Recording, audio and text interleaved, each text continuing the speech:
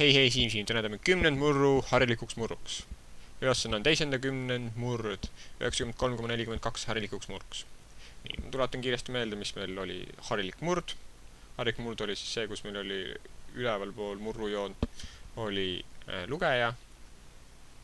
Ehk siis mis ütles, et kui mitu osa. Ja siis alumine osa oli see, et kui suur see üldse kokku on, mitu osa seal üldse kokku on. See on siis nimetaja, mitu osa on koogil. Nimetaja, mitu võrdset osa on siis täpselt. Nii. Ja ma näitan siis kahte viisi, kuidas seda teha.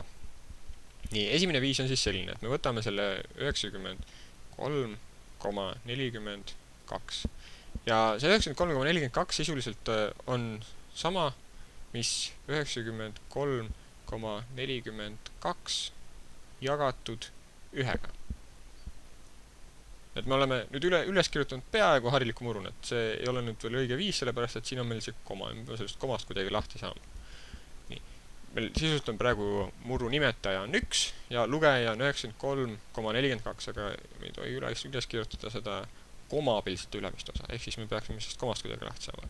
Aga komast lahti saamine on tegelikult üsna lihtne, sest et me oleme seda teinud nagu mitmetes kohtades, me oleme teinud koma ümbertõstmist, kuna see on siis 10-ga korrutamine sisuliselt. Kui me tahame üleval saada täisarvu, mitte murdarvu, siis me peame ta 2 võrra siia tõstma, siis me koma tõstame siia ära.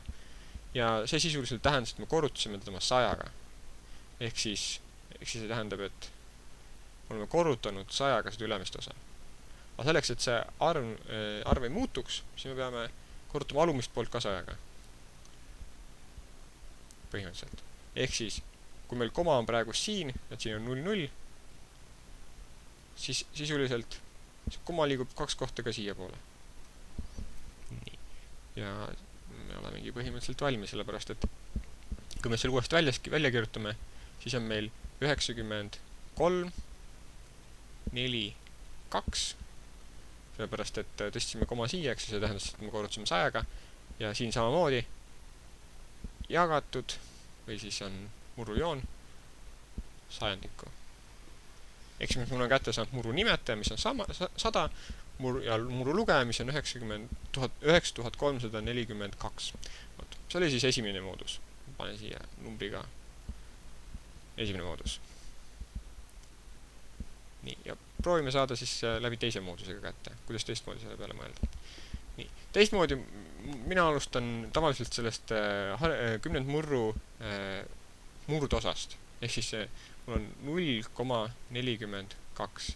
Ja kui sa seda nüüd teistmoodi ütled, see oli meil 2 viisi, kuidas arvu öelda, et on 0,42 või 0, tähendab mingi arv 0 ja 42 sajandikku. Ja kui me ütleme 42 sajandikku, siis see juba tähendab 42 sajandikku. 42 sajandikku, see on lihtsalt teine viis, kuidas üles kirjutada seda asja. Nii, ja kui me oleme selle üles kirjutanud, siis on hästi kaval jätta see, et me teame, et jätame 100 murru nimetajaks. Kuna see on hea mugav, et me ei pea midagi muutma, me ei pea midagi korrutama, et võtamegi 100 murru lõpp nimetajaks. Ehk siis vaat, siin on ka see sama 100. Ja, aga muidu me seda ei teaks. Nii, ja nüüd meile küsimus, et me murdosa oleme ära teinud, nüüd mis 93-ga jääb?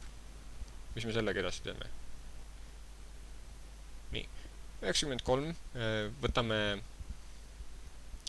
sellega tuleks selline trikk teha, et näiteks ma võtan,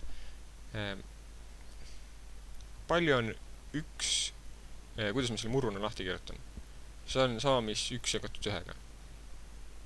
Ja samas, kui meil on nüüd vaja 100 saada, siis võime teha 1 jagatud 1-ga ja kui me korrutame neid mõlemaid nimetajad kui lugejad 100-ga,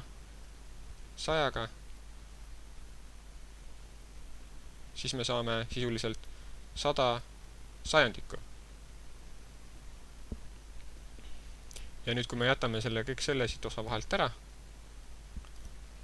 ja meil jääb 1 korda 100 ja kui me korrutame seda 93-ga, see oli see täisosa, mis meil on, siis me saame, et meil on kustutan need ära, kirjutan siia, et meil on siis 1 korda 93 võrdub 100 sajandikku korda 93. Nii. Ja kui me nüüd need läbi korrutame, siis me saame ühele poole, et on 93 võrdub, kuna nüüd on 93 tähendab 93 jagatud 1-ga, et me kirjutame ja kui me teame juba, mis on, kuidas murude omavahel korrutada, siis me teab ka, et 9300 jagatud 100-ga.